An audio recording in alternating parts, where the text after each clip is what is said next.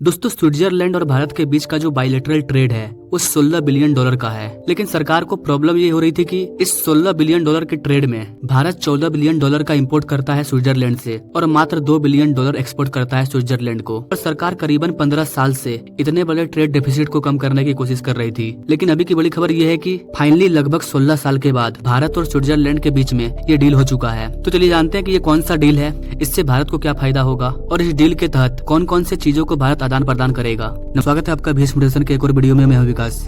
Guys, अभी भारत में जो एशिया का सबसे बड़ा इंटरनेशनल एयरपोर्ट बन रहा है उसे बनाने का काम स्विट्जरलैंड की कंपनी ही कर रही है, क्योंकि स्विट्जरलैंड एयरपोर्ट के मामले में नंबर 1 पर है। स्विट्जरलैंड को हम मेनली खाने पीने की चीजें और कुछ रॉ मटेरियल और कुछ दवाइयां ही एक्सपोर्ट करते थे, लेकिन स्विट्जरलैंड हमें बहुत सारे finish product, machinery, technical goods, electronic things, इन सारी चीजों को हम इम्पोर्ट करते हैं। स्विट्जरलैंड को हम पेट्रोलियम, दाल, कुछ अनाज और भी कई तरह की चीजें हम एक्सपोर्ट करते हैं। लेकिन स्विट्जरलैंड से इम्पोर्ट की बात करें तो हम बहुत सारे ऑटोमोबाइल के कंपोनेंट स्विट्जरलैंड से मंगाते हैं। लेकिन जैसा कि आप सभी जानते हैं, पिछले 3 से 4 सालों में भारत इलेक्ट्रॉनिक के दुनिया में या फिर ऑटोमोबाइल की दुनिया में हर क्षेत्र में लगातार ग्रो कर रहा है। कई फॉरेन कंपनी जो कि बैटरी बनाती है या फिर फुटवेयर कंपनी है, वो सब अब भारत में अपना बेस बना चुकी है। तो जैसे जैसे इंडियन मार्केट में प्रोडक्ट बन रहा है तो भारत में बने हुए प्रोडक्ट को एक्सपोर्ट करना भी जरूरी है, क्योंकि जितना ज्यादा सेल होगा उतना ज्यादा हमारा प्रोडक्शन बढ़ेगा। अभी स्विट्जरलैंड और भारत के बीच में एक FTA साइन किया गया है। इससे होगा ये कि भारत अपने कई चीजों को स्विट्जरलैंड के मार्केट में बेचेगा और स्विट्जरलैंड के मार्केट पर पकड़ बनाने की प्रयास करेगा। इससे दोनों देशों का जो बायलैटरल ट्रेड है वो समान हो जाएगा। स्विट्जरलैंड में गोल्ड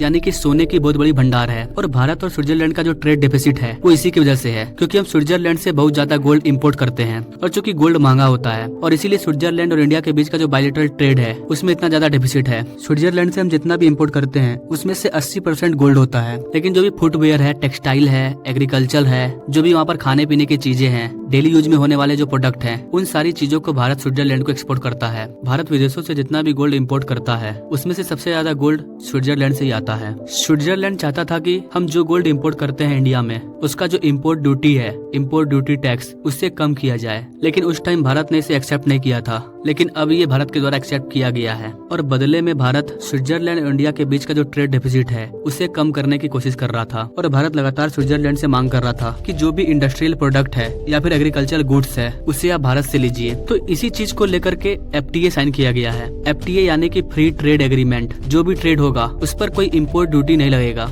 इसके अलावा भारत को एक फायदा ये होगा कि भारत से कई स्किल लेबर स्विट्जरलैंड और नॉर्वे में जाते हैं, तो इस ट्रेड के वजह से जो भी लोग वहाँ जाएंगे उन्हें फायदा होगा ना। यहाँ पर आप मैप में देख पा रहे होंगे, पूरे यूरोप के अंदर ये बीच में जो छोटा सा दिख रहा है ये स्विट्जरलैंड है और इसके बगल में है फ्रांस। और ये जो स्विट्जरलैंड है ये EFTA का पार्ट है। EFTA का मतलब होता है यूरोपियन फ्री ट्रेड एग्रीमेंट, मतलब इसमें कई कंट्री शामिल होते हैं और भारत ने EFTA के साथ डील किया है। तो जो भी कंट्री EFTA में शामिल है उन सब के साथ भारत का FTA साइन हो गया, मतलब उन सब के साथ हम फ्री ट्रेड कर पाएंगे। और गाइस, ये जो EFTA है, EFTA इंडिया का 9th लार्जेस्ट ट्रेडिंग पार्टनर है। EFTA कंट्री को Bharat textile, chemical, James, jewellery, machinery और फार्मास्यूटिकल प्रोडक्ट को हम एक्सपोर्ट करते थे। अगर EFTA कंट्री से इम्पोर्ट की बात करें तो उसमें हम gold, machinery, chemical, precious metal and medical instrument, इन सारी चीजों को हम ज्यादा से ज्यादा इन FTA कंट्री से मंगवाते थे। गाइस, नॉर्वे जो कि EFTA का पार्ट है और ये ग्रीन एनर्जी के मामले में काफी आगे है। तो इस डील की वजह से भारत को एक और फायदा ये होगा कि हमें नॉर्वे का रिन्यूएबल एनर्जी मिलेगा। और नॉर्वे ने कहा भी है कि वो जितने भी बड़े बड़े रिन्यूएबल एनर्जी के जो इनिशिएटिव है उसे इंडिया में ला रहा है। तो गाइस, ओवरऑल देखा जाए तो भारत कई देशों के साथ FTA साइन कर रहा है। इसके पहले हमने यूरोपियन यूनियन के साथ FTA साइन किया, इसके बाद UK के साथ साइन किया और फिर अभी स्विट्जरलैंड के साथ। इसके अलावा और भी कई कंट्री हैं जैसे कि ओमान हो गया। इन सब कंट्री के साथ भारत फ्री ट्रेड एग्रीमेंट पर बातचीत कर रहा है। गाइस, भारत अगर FTA पर साइन कर लेता है तो इससे हमारे ट्रेड्स को बूस्ट मिलेगा, इंपोर्ट ड्यूटी कम होगा, जो भी इंपोर्ट एक्सपोर्ट होगा उस पर ज्यादा हमें टैक्स नहीं देना पड़ेगा। तो आई होप कि गाइस आप इन सारी चीजों को समझ पाए होंगे। अगर जानकारी पसंद आई, समझ आई तो कमेंट में जय हिंद लिखना ना भूलें। Now thank you for watching. मिलते अगले वीडियो में एक नई जानकारी के साथ, तब तक के लिए जय हिंद।